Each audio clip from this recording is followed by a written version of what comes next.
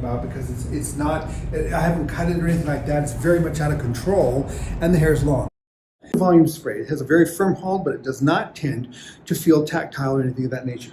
I'm going to use a blow dryer, and to be honest with you, this dryer, my Dyson, doesn't really, I'd probably use one that had more air normally. More air, it doesn't have to have as much heat, but this will work sufficiently. What I'm going to do is I'm going to blow the hair back, and as I do, I'm going to spray the mannequin with hairspray. This technique when I would be doing runway work, models that come backstage and really quickly change their hair, this is the kind of thing we do. And the air will keep it away from the face. It'll make sure that it's getting blown away from the face, not into it. So that works really well.